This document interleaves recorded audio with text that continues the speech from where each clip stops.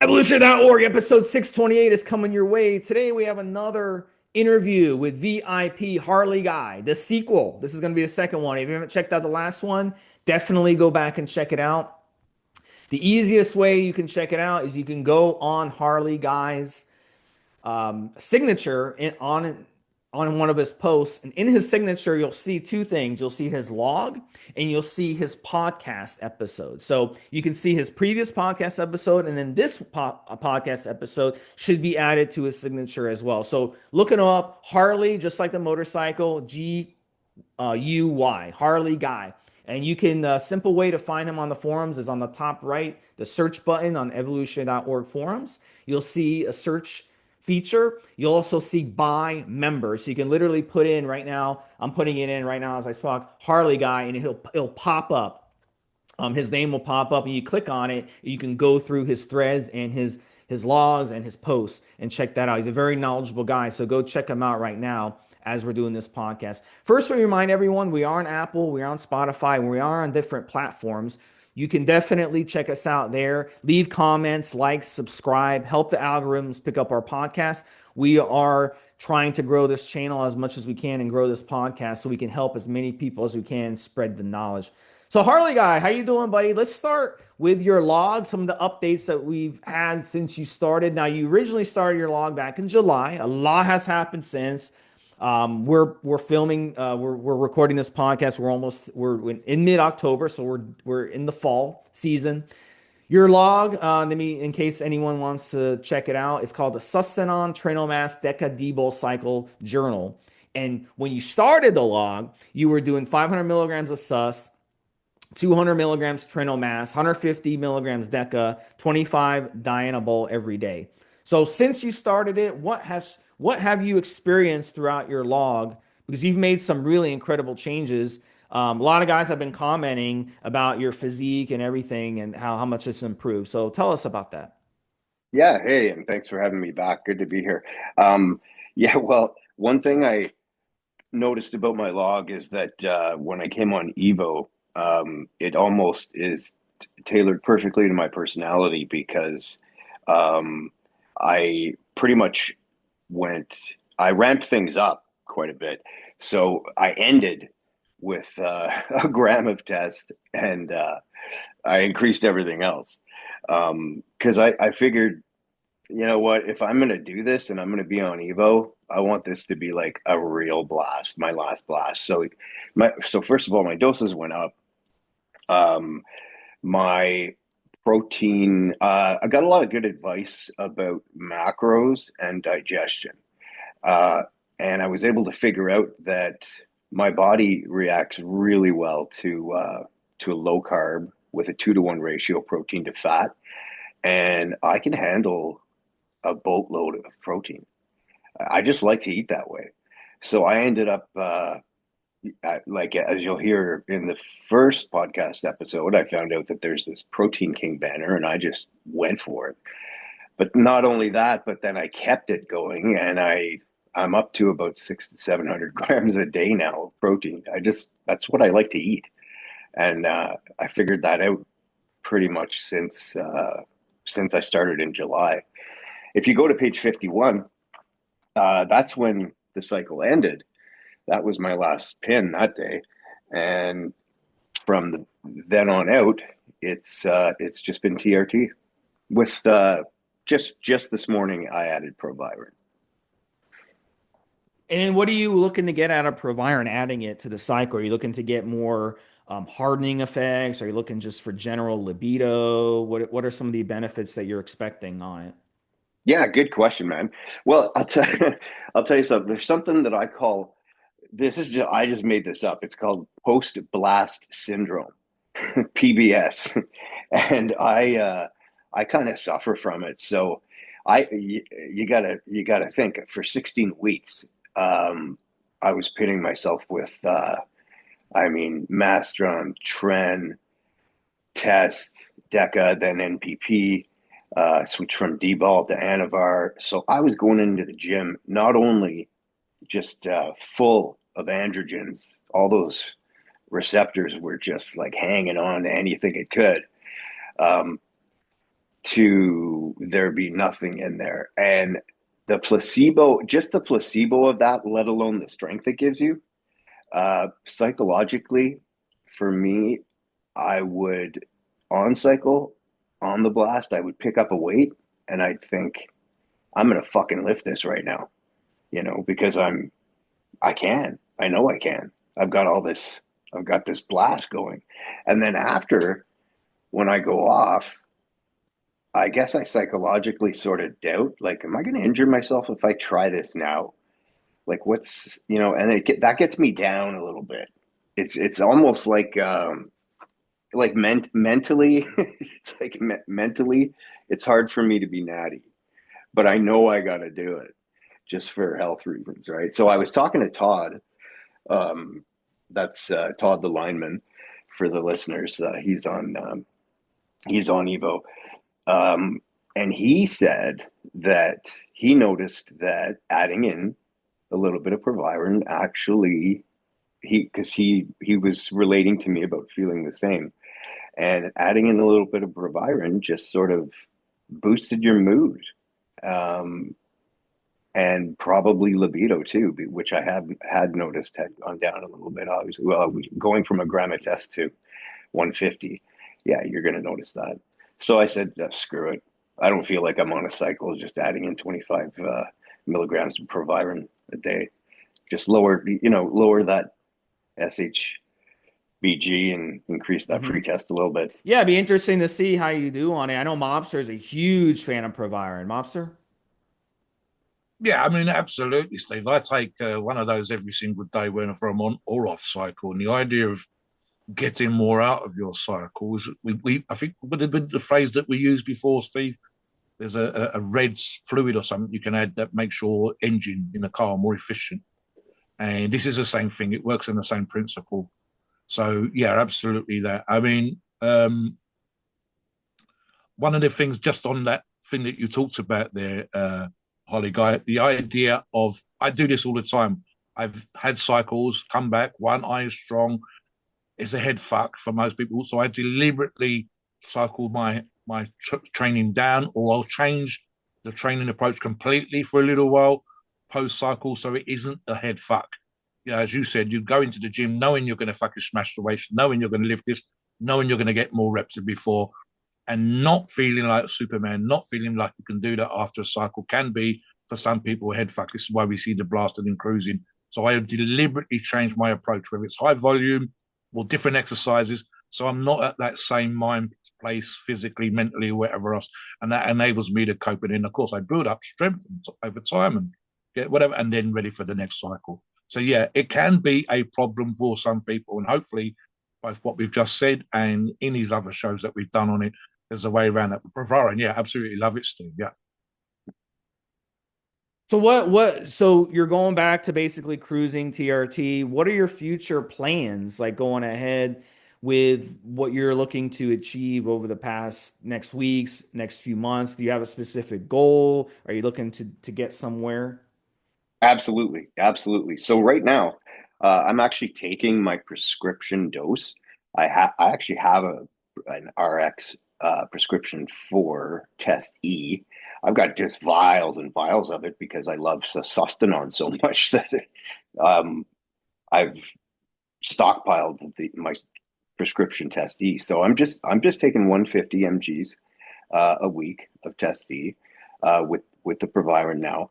My goal is to try and hang on to the size and the strength that I was able to build up during my blast. So I think if you remember from my first podcast, I finished at 210, about 17% body fat, coming from 188.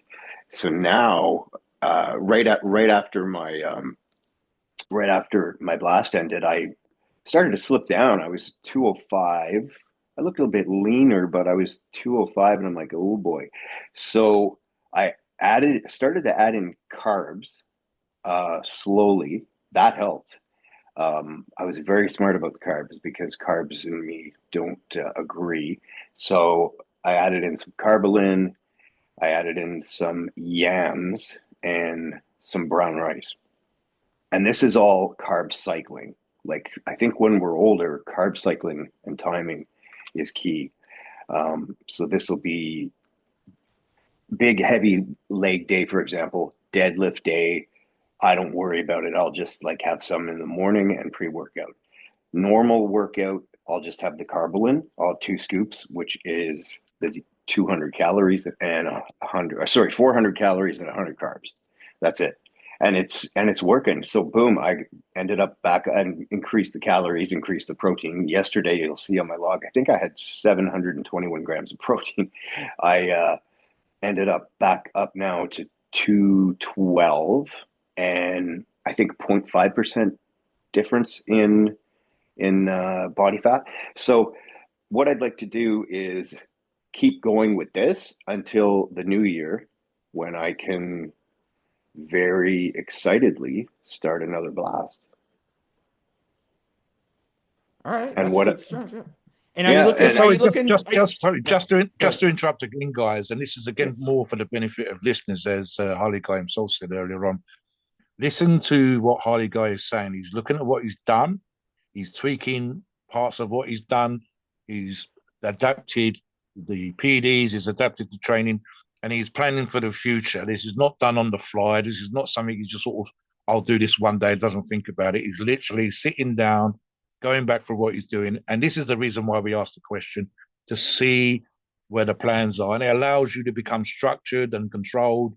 And you're also getting a much better handle on what things are working for you and the effects they have on your body. As an obvious example, the idea, and I think I commented on it, Harleyguy, with the 720 grams, boom, fucking, that is an unbelievable amount of protein in one day. And yet, as you, just on that subject very quickly, you commented this week, someone come onto your log, I think, was it yours or one of the other would-be protein kings, and they said they couldn't get their head around the sheer amount that you or one of these other guys was consuming.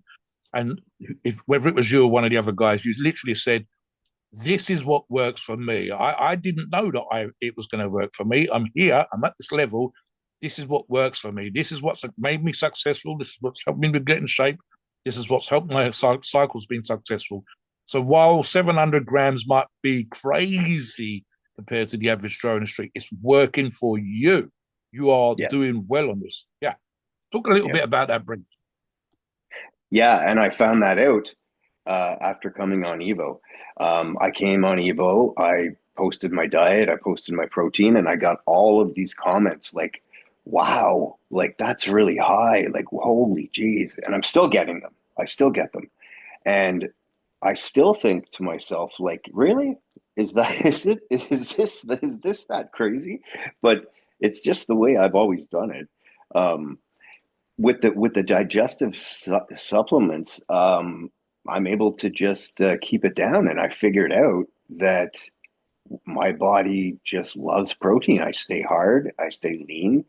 It's almost I just don't put on body fat. I don't put on fluff with that approach. And when I kept upping it and upping it and upping it, it's almost like my entire diet could just be 1,000 grams of protein and 4,000 calories, and I'd be fine. You mentioned a number, Harleyguy. You said literally the difference between one number and the next number was a 2.5% rise in body fat, which is Yes. not that fucking big.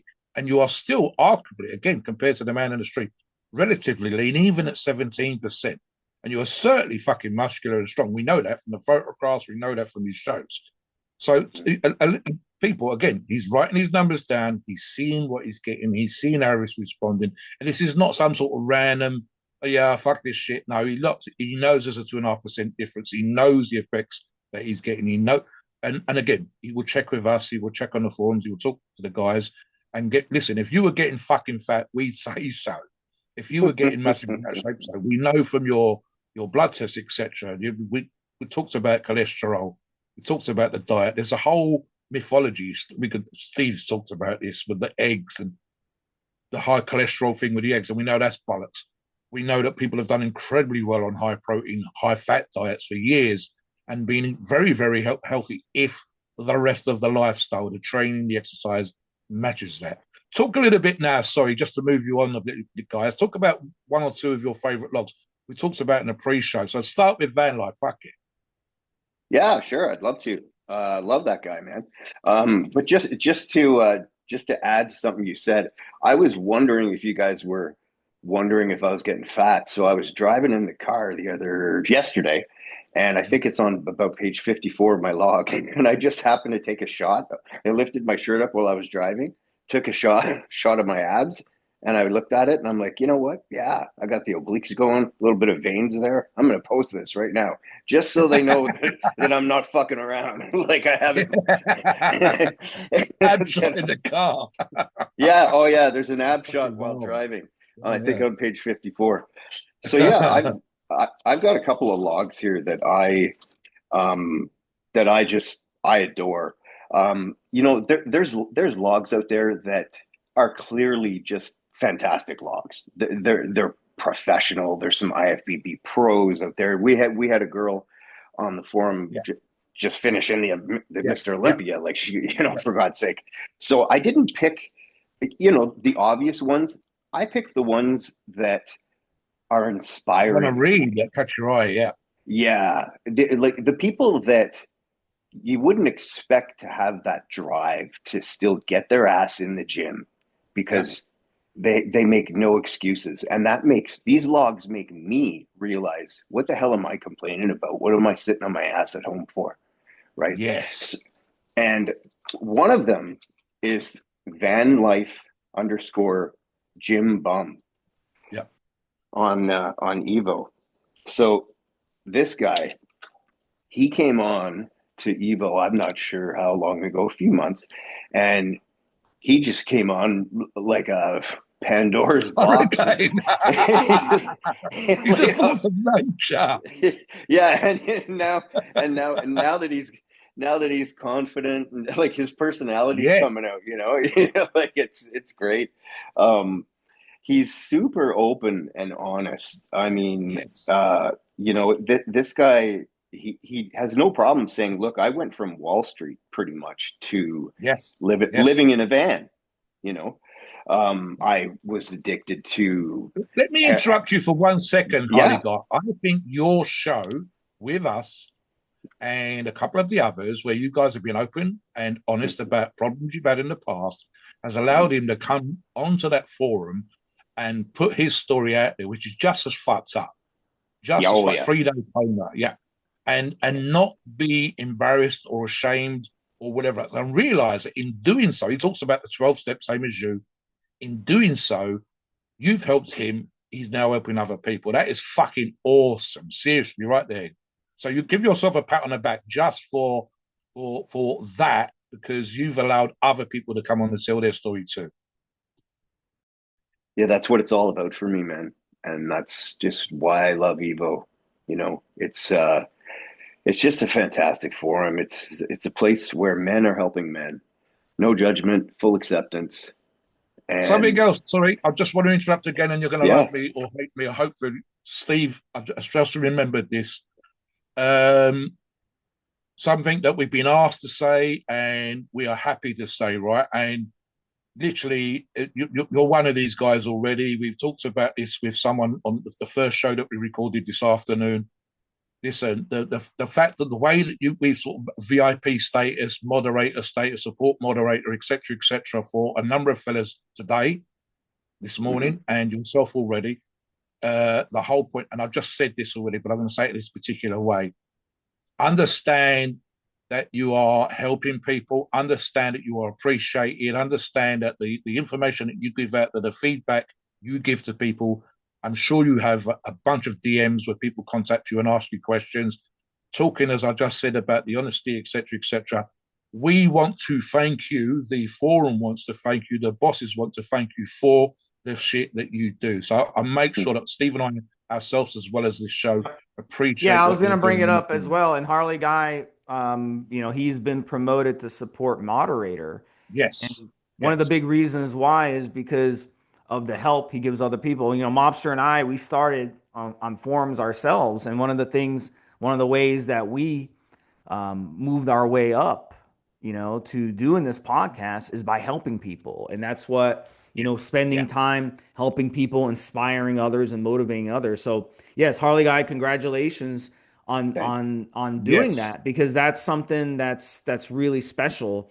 And congratulations to the other guys too that were promoted to VIP as well. So that's what you can do on the forum. You can come on our forum and you can, start out just helping people out. And the first time I went to a forum was back in, on it was on Elite Fitness back in the late 2000s, and that's what I did. I Mm. went on there, I started sharing knowledge and helping people out and learning, and that's how I kind of worked my way up as well. So I mean, that just shows you that, as Mobster said earlier on a podcast, the more if you give, the karma will return. That's what Yes. it's all about in Yes. Evolutionary. You're So putting out your passion into the world. You're putting out your joy of control from training, your recovery from the addictions, your success journey, literally posting a shot of your abs with the veins.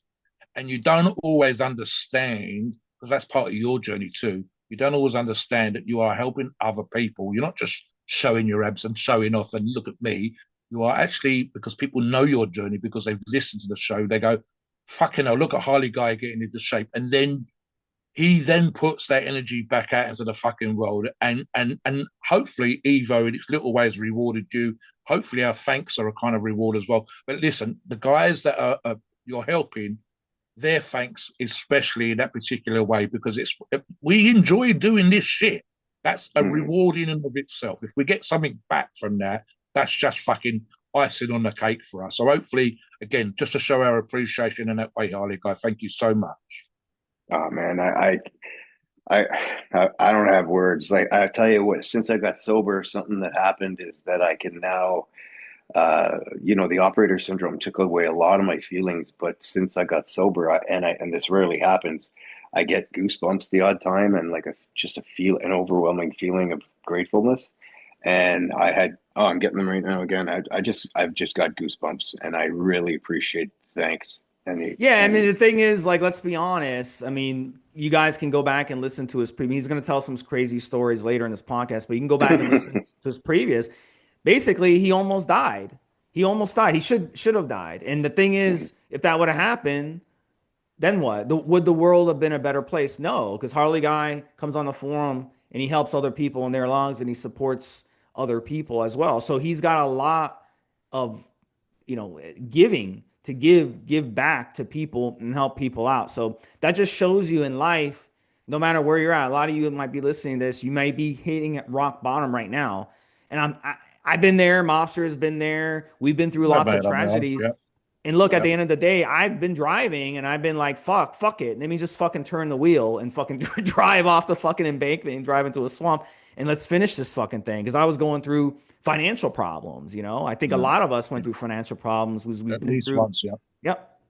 And at the end of the day, it's like it's okay. It's just like it's trust me, we're on this planet in a short amount of time.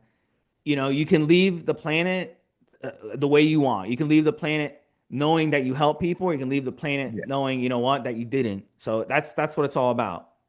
What do you think, Harley? I agree, man. I think, when you leave this planet, you don't take anything you have with you.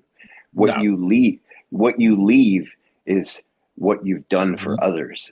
That's what you can Yes. take with you, and that's what you leave Yeah. here. And I learned that. I learned that in the 12-step program, and I'm learning it on Evo. As much as I'm learning through the 12-step program how to stay sober, I'm learning on Evo how to continue to provide service to others, which is my step 12, and how to help people, especially the newcomer. I And you've really like helped to focus Van on them. Life as a guy who spoke Yeah. highly of you as well. He said he PMs you and you give him a lot of advice. So that just Yes. Yeah. shows you right there, that how much you've been helping people. So talk a little more about Van Life's log, and then Yeah. talk about some of the other couple logs you're into. Other logs, yeah. Well, yeah, I mean, like, there's just something about there's just something about his log. I mean, okay, well, let's just stick to the basics at first. I mean, the guy's working out. He takes direction. He follows guidance. He increased his protein. He's got his macros in check. You always want to see that in a log, not someone that's stubborn and thinks they know it all. When there's clearly some issues, he's got the apple cider vinegar now for his digestion. And what what I love the most is he's living out of a van. but he finds a way with this battery operated protein shaker to put raw eggs and whey protein in and show and puts pictures up like I just worked out and I'm still getting my protein in, like check this out, with Himalayan salt, which was suggested to him I think by Lev. It's just, you know, I mean, it's one ring cooker. He has to do one thing at a time, and he gave so much kudos and positive feedback to Lev, saying Lev has taken control. He looks at my food. He doesn't judge me. He makes some tweaks, and I can't believe I'm doing this, and I can't believe I'm doing that. And he gave a big fucking thumbs up to Lev just for pushing him in that particular direction. And again, the control of the thing. The idea that you're living out of a fucking van and you're fucked in society and all the shit that he's gone through. Listen, listeners, you're going to love his show. It's absolutely fucking wild. And now we're having this conversation about, listen, the journey that Harleyguy has been on, and his show was fucking crazy and right up there in terms of people's response, and they loved it. I think it's going to be the same thing, but this is what's fucking crazy. Not to make us sound like some sort of religious cult or something, because we're absolutely not, just a bunch of guys that like to work out. But how fucking positive has it been in terms of just reading his shit? And as you said earlier on, Harleyguy, the idea that we're having a crappy day and you go, no, we're not living out of a fucking van. And he doesn't live out of a van and he fucking loves his life. He loves what he's doing. That's ironic. I think he's happier than most people living right now, Christ, working on Wall Street. Yeah. And stressing no out. Bills. They get home at 7, 8 o'clock at night. They have to get up at 4 o'clock the next day, and they're stressed. He lives near the fucking beach. He lives near the skate park. He's got 2 gyms within 50 or 100 yards. He can shower, press his clothes. He walks. He gets his steps in walking to the clinic. And he was excited as fuck as being on the show. He was absolutely, and it comes across on the forum. So, yeah, I mean, listen, guy, we could probably talk about him for the rest of the show. Give us another log that's caught your eye. Give us another one that kind of gets your juices going a little bit, Harley. Oh, this one, man. Okay. Wheels 85. All right. Yes. Yeah. Wheels 85 really has stuck out to me. Okay. This guy is inspiring. Okay. When I'm sitting on the couch and I just realized who you're talking about. Yeah, go on. Yeah. When I'm sitting on the couch and it's my second rest day in a row and it doesn't have to be a rest day, he has inspired me to get the fuck up and get in that gym. And I'll tell you, he lost his partner. The mother of his 4-year his daughter was 4 years old at the time. His mother, so her mother died. He lost his partner. His daughter Harley, tell the listeners why he's called Wheels. Yeah, it's just wow. He's called Wheels, and this is gonna blow your mind because the guy works out and bodybuilds from a wheelchair due to a severe spinal injury. And just to fast forward to something, let's get right to the punchline. The guy posts a video of him dragging a heavy tire across a lawn in his wheelchair. I don't know if I could push a wheelchair across thick grass myself. And here he is just humming along with a heavy tire behind him, just giving her, and something that really almost made me emotional on his page one. Harleyguy, what's our fucking excuse? Why would we moan and bitch? We're not in a fucking wheelchair. We're not fucking, he's not giving himself any fucking excuses. He's had all that shit you just mentioned. Let me tell you a quick side story just to illustrate this point. Yeah, no fucking excuses. If he can do it, anybody can do it. Yes, we had 2 guys, one of which had spina bifida. I would spot him by holding his hips down on the bench. And because of the spina bifida, he had like a bladder control. So I'm getting a strong whiff of urine, right? Mm-hmm. He had one of his legs cut off by choice from the knee downwards, I think when he was 15, because of the clamp and shit was giving him abscesses and stuff. And he was just in constant pain. He played, as his buddy did, for the local disabled or wheelchair basketball team. And I had him in the yard outside on his one good leg, which was kind of fucked anyway because he's in a wheelchair. and on his stump, he didn't have a prosthesis on. And I had him flicker, turning over a lorry tyre. So not one of those giant dumper truck tyres, but a lorry tyre, still big enough, up to about his head height when he's on his knee and his stump. And he's getting dirty as fuck because he's dragging his clothing around and the tied up knot on the stump in the dirt and the dust and stuff. And I'm screaming at him like a bitch. Come on, motherfucker, I don't want to see no lazy shit or whatever else. And literally, this is how fucked up this is, right? People would stop and go, look at that nasty man shouting at the disabled guy, right? And I go over there, he fucking loves it. And he goes, yeah, I fucking love it. He doesn't treat me like a cunt. He treats me like someone who can fucking do shit. And this is the thing with wheels. The idea that you're fucked or in a wheelchair. No fucking excuses. None. Harleyguy, that is an inspiration right fucking there, man. Yeah, man. Love it. I mean, you know, he's a single dad to a 7-year-old. And he fits in workouts. Oh man, yeah. Around being a single dad, you know. He takes advice. He completely switched his macros. He upped his protein. He changed his banana and his porridge for eggs. I'm getting tingles. You said before something about I'm getting tingles. I'm getting tingles. Yeah. Just thinking about that shit. Yeah. And his just to let everyone know, his name is Wheels85. You can search for him, and his log is called My Training Log, and it's up to 9 pages so far. He started it about a month ago, so fantastic job by Wheels. He's doing a great job. We're very proud of him. Yes, I'm so proud of him, and I mean something that made me emotional. The first page, the first workout he posts on his first log entry. And this is what made me realize that he's called Wheels for this reason, because he kind of didn't mention it at first. Not for one of his, one of his exercises is dips, and I quote, "dips in my chair." And I just sat back on my desk. I've seen this. Yeah. And I was just goosebumps, and my hand went to my heart, and I said, "Holy shit!" Suddenly realize what he means. Yeah. And he's gone. You know, page 1, he's 23 dips. Page 4, he's at 30 dips. This is with to explain to the listener, when he says in his chair, he means the chair is strapped to him and it's hanging off his waist while he's dipping, while he's doing shins.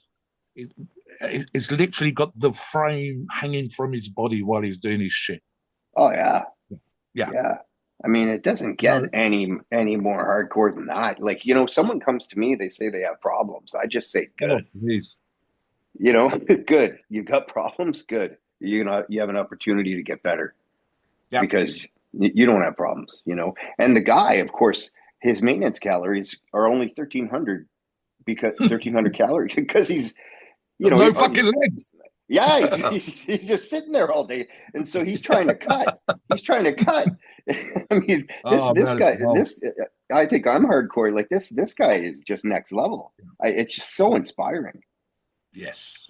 He opens up about being discouraged. You know, do any of you guys ever just get discouraged? I feel like this log is really boring. I'm just having a rough day.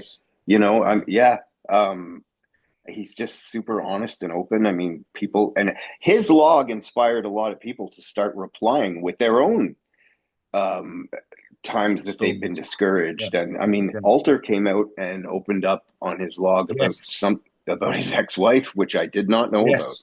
You know?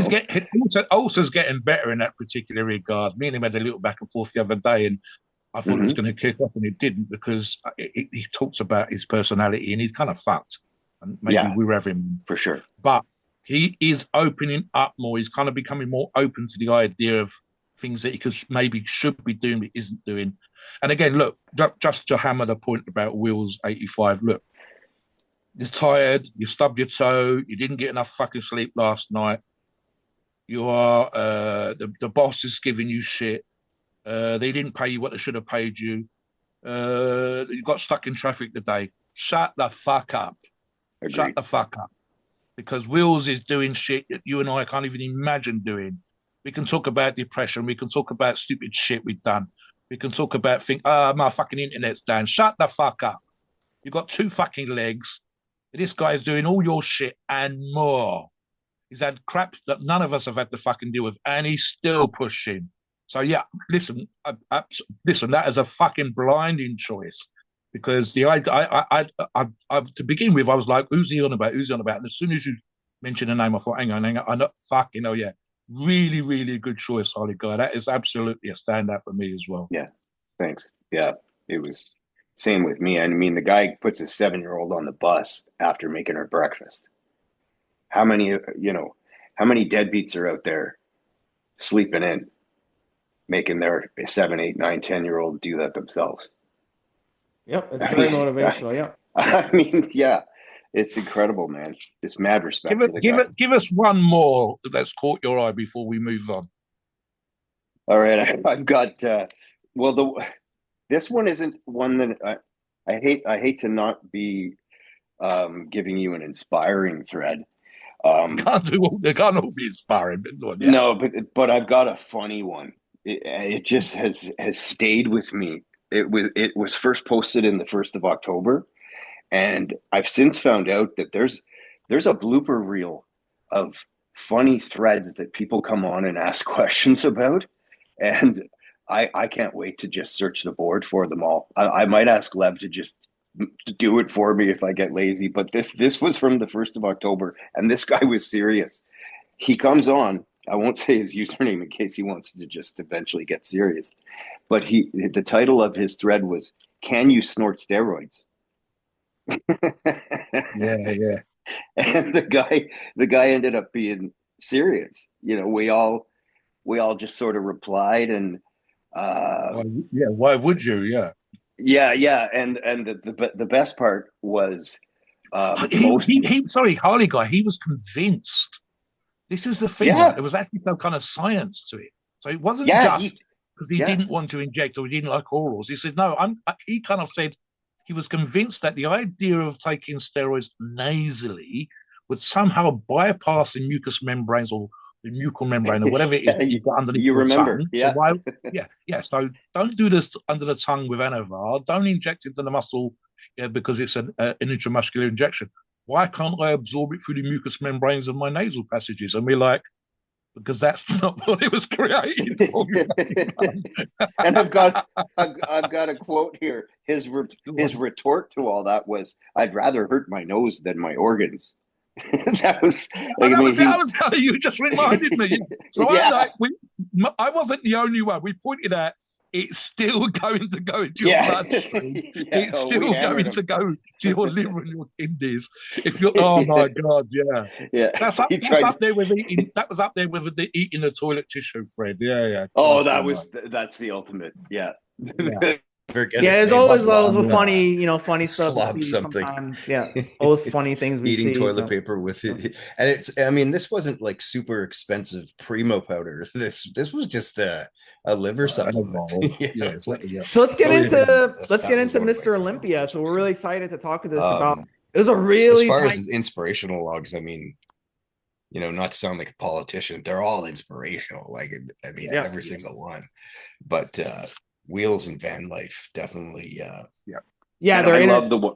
yeah, Yeah, entertaining as yeah. well. Van Life is his log is one of the most entertaining logs. It's just amazing. So let's get into Mr. Olympia. Talk a little bit. It was a very tight race. Curious to hear your opinions on it. Derek and Hottie were fighting for first and second. Derek took it. He got first place. What's weird though is that in the judging, Hottie was got 9 points. Derek got 6, and in the finals, Hottie did better. He got 7 and 8. But overall, it's a 2-point difference where Derek ended up total 14 and Hottie ended up at 16. So such a close race, and Hottie actually beat him on the finals with the points. Andrew Jack was third place. Samson was fourth. Martin Fitzwater fifth, and then Nick Walker, who was running his mouth, got sixth. So curious to hear any surprises on that you were surprised with, first of all? Well, I wasn't surprised about Nick. If you recall some of my posts, I kind of anticipated him coming in off. Um, I'm not a fan of his midsection. I'm not a fan of I mean, the guy's a beast. Does he look like a Mr. Olympia? For sure. And if he wanted to win and get dialed in, he could. I just had this feeling though that he looked almost too big, too salt, maybe like he spilled over. in the like 3 weeks out. If you look at a picture of him, he looked ready that day, you know. And then if you followed him a little bit leading up to it, I was like, ooh, okay. Surprises. In now that I reflect on it, no, not anymore. But at first, I was a little bit confused about the Derek and Howdy thing, because it goes. I suppose I grew up in the era of the '90s and 2000s, so I'm used to the Dorian Yates, the Ronnies, just those big mass monsters with striations, right? Yes. Yeah, like so. Well, let me jump in here and see if this is pushing in the right direction. So, Yeah, and we talked about this on one of the shows we just recorded today. Derek and condition don't seem to be in the same fucking phrase. Big and full, yes. Shapely, yeah, kind of. But condition, some of the people that you've just been enduring is a good example. 260, 270 on stage, but conditioned, ripped, dry, gnarly, muscular. The only person that stood out for me, I won't say surprised, because we kind of had him there, and ironically, Beamy said he wished he'd contacted me for a bet, but then I would have won because of the pre-show to the Mr Olympia prediction show that we did. Finally seeing a determined and actually perhaps deserving of a top 3 position was Andrew Jack, because he's had the structure. It kind of stood out in that way. Hadi, I think, is better conditioned than Derek. Physiques are not millions of miles away. But Nick was Mr Olympia in the making in the weeks running up, and then kind of wasn't on the fucking day. Somebody else that stood out, and see if you could agree with this, Martin Fitzwater. What do you think about Martin? I mean, he came in about, I think, as good as he could be that day. But I don't think that he ought to have been in the top 4, if that makes any sense. No, Beamy said the same. He said, I can see him being in the 5, 6, 4 position, but I can't see him being first or second. I can't see him being Mr Olympia. He needs, and it would probably ruin his physique, another 15 or 20 pounds, and it probably just yeah, he needs to put on some size for sure. And I think if Andrew, like, to get back to what you said about Andrew Jacked, I think he would or could have won if his legs were just a little bigger and a little more in check. Because he was impressive. Dare, and again, Howdy had that just striated, dry, grainy look, a little bit smaller than Derek. Yes. You know, and then Derek's got that sort of bubbly, Ronnie look. So it just, what do the judges want to see? So what do you think? Why do you think the judging numbers and the finals numbers were opposite? Where Derek did better in the judging and not as good as in the finals, and Hadi did better? What do you think was going on there? I want to hear from both of you on that one, actually. I'll answer that first. And the phrase that I've heard used, I think Phil Heath was actually a good example, and he probably used it this year, Steve. You got a couple of athletes that are called Mr. Saturday Night, and because the open class, what we called in Mr. Olympia, the one that we're referring to now, is Friday and Saturday. And you and I have touched upon the idea that sometimes for these guys, the condition can change from the morning to the afternoon. At last year's show, going on stage on a Saturday night at 11:30, half an hour before midnight to pose, when they're used to an afternoon show or an early evening show, makes a difference. They were wrapped up backstage because it was super cold this year. The air conditioning was on, and the only person that had sorted out a blanket for themselves was Hadi, and he had one of the other Persian athletes underneath the blanket, keeping warm. That makes a difference to your physique at that point. So what you have is some athletes that are great at the judging, as an example you just mentioned with Derek, and then other athletes like Hadi realize it's a 2-day show, not a 1-day show, look good enough at the judging, but look great when the big majority of the audience who have paid the $700 or $1,000 or whatever the fuck it is for the actual second part of the competition, which is 24 hours later. So there's a big difference. Most athletes, myself included, for competition, I'm peaking for the day. So and Derek that's did 6, better 7, 8 in hours. the judging. He got less points Yes, at 6, Right. and Right. Hadi yes, got less in the final. So you're yes. saying that Derek looked better? Even stuff like peaking for a day, Steve, and then just sipping water and just having Yeah. minimal amounts of food for the next 24 hours and drying out that little tiny bit more, that makes a difference versus spilling over Because or Andrew getting Jack was the stressed. same way. He got for the finals, he did better than he did the judging. And then Yeah. Samson was the opposite. Samson did better in the judging and not as good in the finals. I'll tell So you what also makes a difference, and I think if Harleyguy agrees with this, right? In the judging, just to, again to explain to those people that don't watch bodybuilding shows, you've got your own posing, and you are an enormous part of that is being compared to everybody else and moving you up and down the line and bringing you out from the back to the front and so on and so forth. Whereas one of the things that caught my eye, and I mentioned this in the show that we recorded with BME, was Derek was leading, and I mean this in a proper way, the other athletes. He literally, on his own little documentary, his own half-hour video of what happened at the Olympia and how he won, he was stepping forward, and then all the athletes would follow him forward. And the judges see you leading the other athletes. They are following you around on stage. And how you are perceived as a leader, as someone that others are trying to beat, is something that judges become conscious of. And they've even got people, Arnold was a good example of this. He could come on and he says Sergio Olivier would pump up backstage and be enormous. And come out on stage and you go, oh my God, I can't win. He's going to fuck us up. And Arnold wouldn't do any pumping. He would sit there all covered up. Dorian did this. And then as he came out and posed, his physique came alive.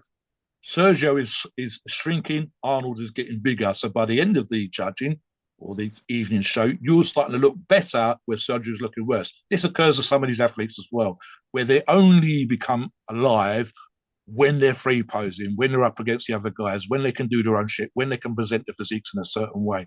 So what caught your eye in that particular way, Harleyguy, in terms of perhaps the judging and a thing? Is there anything sort of in your mind that sort of grabbed your attention while you was watching? Because some parts of it, same for me, they're a little bit boring. So yeah. Yeah. Oh, it can be boring for sure. So, something that caught my eye was I think Andrew Jack is going to be the Mr. Olympia at some point. Um, something that caught my eye was about his posing. Um, the side chest shot, he doesn't seem to have that down pat. I think he holds his back shoulder back too far, and he doesn't, he doesn't like reach forward and display it and get that delt out. And I was just wondering why. Maybe it's just he's so lanky, he's so long. Yes. And Nick, for example, Nick's best pose is that back double bicep. His back was incredible. Okay. Yeah. But I noticed that he was leaning back, which he shouldn't have to do. And that creates those wrinkles at the bottom. Yes.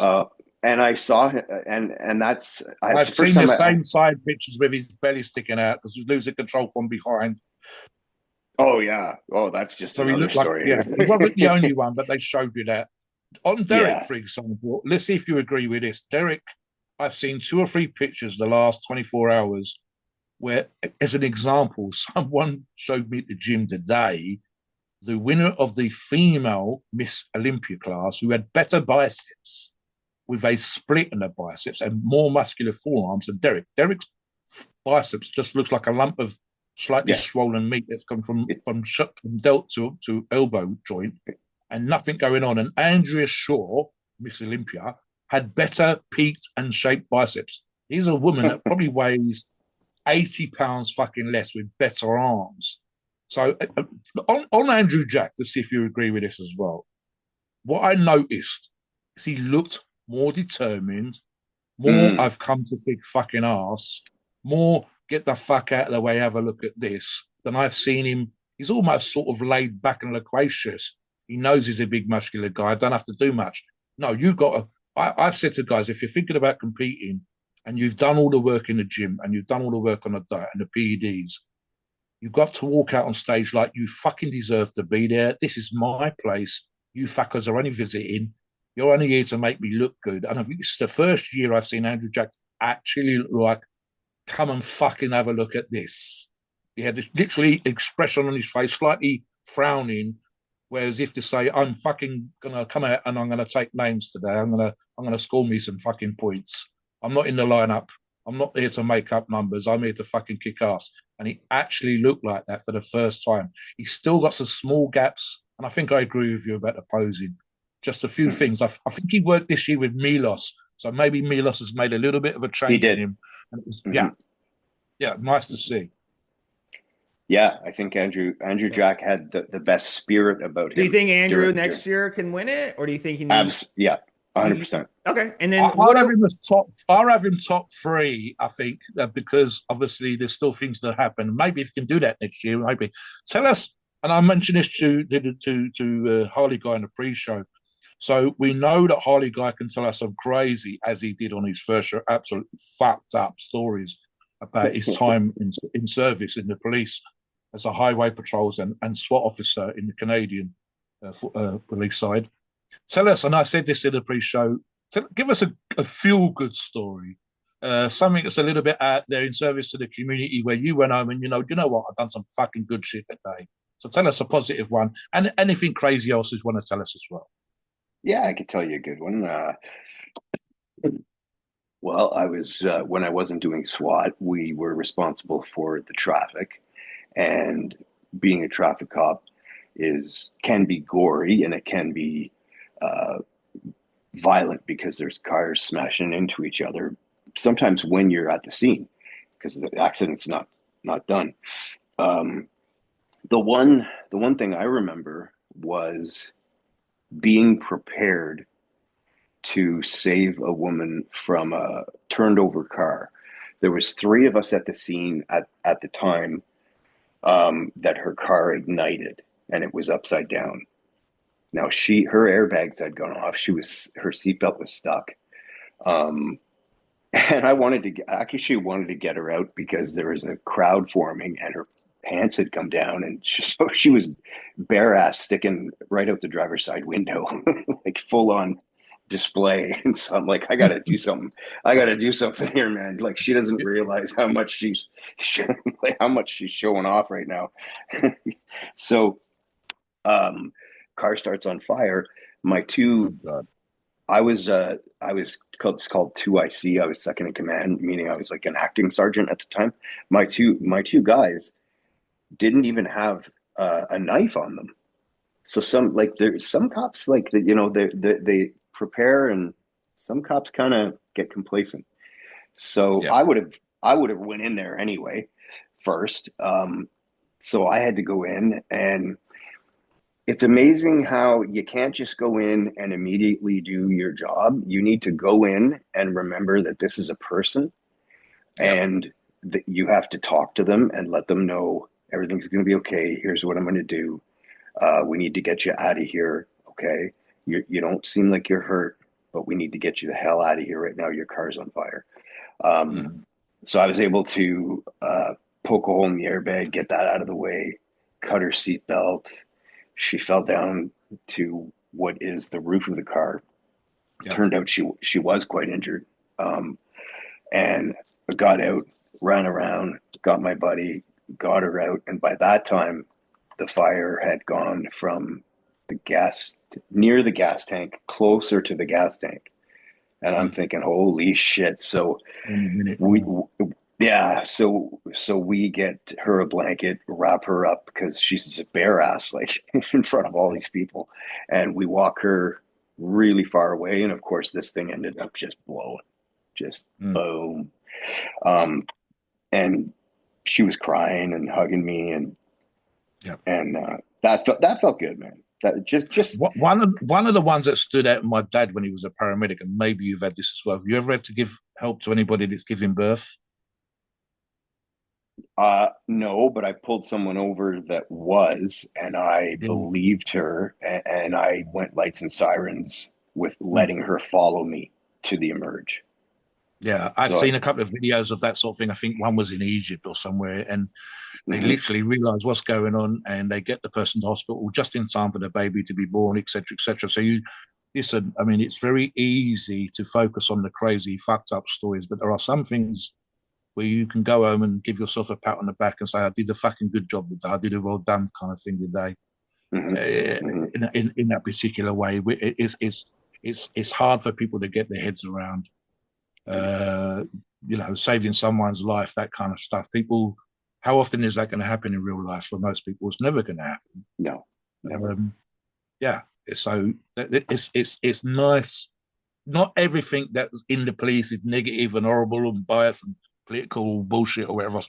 Sometimes you're out there doing fucking good shit, and knowing that you've done a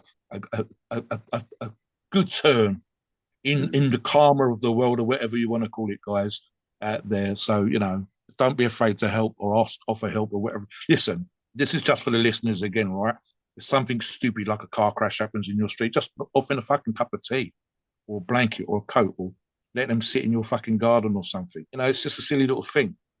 But that person will remember and appreciate the things that you've done. This is the stuff that Harleyguy was doing in a way, even the crazy fucked up stuff in a way on a regular basis. And it's the reason why some people join the police, for the service to their community and wherever.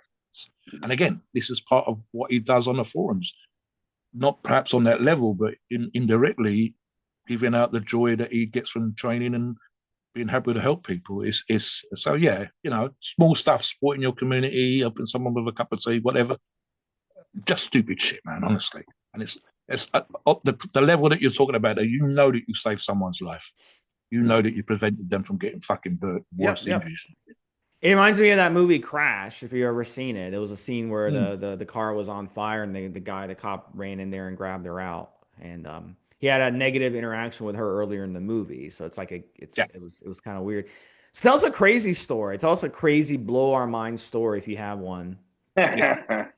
Okay. This is one of my favorites. Okay. So I'm going to answer a question that we didn't have time, that Mobster asked me last podcast. And he said, have you ever started your shift and it just goes from 0 to 10? Or even, have you ever ended your shift and it goes from 0 to 10? So I told just you before that. The end, yeah. And I mean, this is what happens, sometimes to us cops is you think you have 20 minutes left. Oh, no, you don't. Okay, so I'm on my way been back. Really quiet all day. We've only got 20 minutes left. And it had been. Famous last words. I think I wrote 2 tickets and I had 1 little fender bender that day. Been dead. Yeah, it was great. So I get a call. I'm heading back to the office. I get a call, and it's the weirdest call that I had ever heard up to that point. And it was multiple callers calling in saying, there's a man driving a vehicle and he has no head. And I just ignored it. I was, okay, whatever. And then another call comes in. No, there's a man eastbound. Now he's at he's approaching the Parkdale off ramp, and the caller says he has no head. And I'm like, yeah, okay, I'll keep ops for that. And I said, just put a bolo out. And so they put out the make, model, tag number. Then I get a real call for a collision that took place on that off ramp that this so-called headless man was driving toward. And there's a collision that happened in the intersection at the off ramp. So I get there.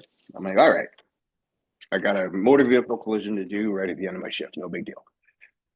I pull up, and there's this Asian dude. He doesn't speak English very well, and he had obviously T-boned a car that had gone through the red light at the off-ramp. So this car went down the off-ramp, went through the red light, T-boned him. He runs up to me, and he's saying in broken English, no ticket for me. I did not hit him that hard. Not my fault. I did not hit him that hard. No, not my fault. And I'm like, what? And I look, and I hadn't even looked at the other car. I look over at the other car that he hit. And if you remember the movie Pulp Fiction, okay, the back of the car looked like that. It was like lasagna and spaghetti and tomato sauce just splattered all into the back of the car. Okay. And I look in, and there's a guy hanging onto the steering wheel, and there's no head. Jesus. There's no fucking head. So, and I mean clean off. So something went through the windshield, and then it went through the steering wheel perfectly. It went through his neck, and both. It turned out to be a stop sign, okay, which you can imagine is perfectly sliced, nice and thin. Yes. And there's his head in the back passenger footwell. Okay. So what he was doing was he was in the fast lane, and this is a four lane highway one way, 4 lane highway the other way, high speeds, right? Yeah. And on the other side, an oncoming dump truck, something flew out of the back of it, and it just so happened to so like a the stop sign, guillotine. Like a guillotine, yeah. The stop sign's coming 100 kilometers an hour. He's driving 100 He's kilometers still pressing an hour on the gas. He's still got the car in gear. Yeah, and what do we do at the last minute when we see something flying at us? We tense right up, right? So he tenses up, and so he was still had a death grip on the steering wheel. All right, and his foot stayed perfectly on the gas, right where he died. So head in the back seat, people are start to calling in because he's changing lanes.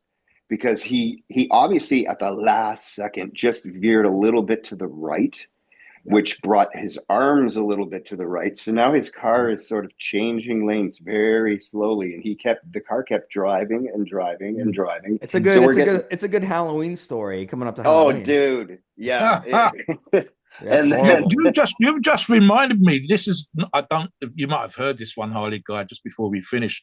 Sure. There was a story about I believe he was a sergeant or something, and family of his had been to some kind of party, and they're in a limousine coming back from the party. Anyway, the car crashes. I think the driver dies. He'd had a heart attack and died. That's the reason why the car crashed. The mother and the daughter are in the back of the car. This guy was the uncle. And the car crashing has caused the young lady, the girl, the daughter's head to come off and be decapitated. That can happen. The first officer on scene was the uncle, and he arrives at the scenes. I believe the mother is his sister, and he arrives at the scene, and his sister is sitting there with her daughter's head in his lap, and you're just like, part of an emotional fucking tingles. You're just, what the fuck kind of emotional head fucking mind-blowing fucking response this guy's had. And just literally when everybody else has turned up and they had to fucking sort of more or less pull him away, and they couldn't get her to let go of the daughter's head for fucking like ages while they dealt with the rest of their There was crash. something similar. I watched this story. It sounds made up, Steve. It sounds fucking. Well, there's another story like that. This lady is walking down the street with her daughter, in a window from like 20 foot up, right above her, falls, and the window pulverizes the mom. Basically, the mom just gets and completely pulverized, like she's gone. Like the glass just, and the girl is just standing there like, where the hell is my mom? Like, it's just, can you imagine the absolute horror of having to go through? Yeah, it's just crazy. It's just crazy. Let's finish up on a good point really quick, Holly. I didn't get a chance to ask Beamy this, but you're Canadian. We got to ask you this question. Okay. Eastern Conference and Western Conference, who's going to come out this year for the NHL Stanley Cup? Who's your pick from the East and who's your pick from the West? Oh. Because it's going to be a weird season. I feel like it's a weird season, man. Like there's just so much parity in the league, I think, this year. Okay.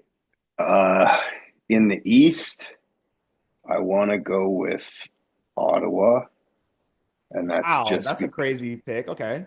I like it. That's crazy. Okay. I just because I want to see it happen. Yeah. They haven't started out well though. They haven't started well. No. Yeah, whereabouts are they at anyway? Huh? Whereabouts are they? Like, when's the last time they won? I know they were good in. Yeah. They were Anyway, good back in the day. They had like in the back in the Alfie. they were back for a few really tough for a few years, yeah, and then they fell off. Yeah. And who do you got in the West? That's a tough one, man. That's Canadian. No, any team, any team. Who Oh, do you okay, have any going? Who team. do you have going from the East and West from the whole NHL? Okay, well, I mean, if it's East, I'm going to say Detroit. Really? Um, Okay. I Okay, think that's so. interesting. That's an interesting pick. Okay. Yeah, and if it's the West, I'd have to go. Oh, that's a tough one. What the West is always, I find a better division. Um, I'm going to go with Colorado. Okay. That's a Detroit's a that's a that's a I get the impression when Steve says that's interesting, he thinks you're talking shit. no, because Yeah, he. Detroit, He's just Detroit, a being lot of people polite don't and even saying I have them don't making the agree. playoffs. That's why. No, because they haven't been good for many years. That's all. But Or, Colorado's a or good team. Harleyguy, if he contacts you after the show and says, "Do you want to put some money on it?" Then I know Yeah. that guy. No, one thing I won't do is gamble on sports. I used to, but not anymore. Yeah, it's crazy, man. It's crazy the way the leagues are. It's like you never know who's going to come out. I No, think it's you going to be never a know. crazy. It's going to be a crazy season. NFL is a crazy ass year too. So, all right, great show, man. We really appreciate you coming on. And Thank then we'll you. have Yeah. to get you back again to talk some more. Maybe you'll have another crazy story next time that won't give us I got nightmares lots. next time. No nightmares. No more headless guys, I promise. No, this one time it landed on my penis. No, that's all right. Oh my God, I can't imagine. Jesus. I'm, I want a I'm sure quiet it's day at happened. work, Steve. I want a quiet Yeah. day at work. Oh my God. Jesus Christ. Honestly, thank you very much. As Steve said, listen, guys, hopefully you love the show. The guests like these have been very, very popular. I want to put our thanks out again to Harleyguy for everything that he does and for coming on today and to show our appreciation again. As always, please note we are not doctors and the opinions are ours. It's our view and based on our experience and views on the topic. Podcasts are for informational purposes and entertainment only. The freedom of speech and the First Amendment applies.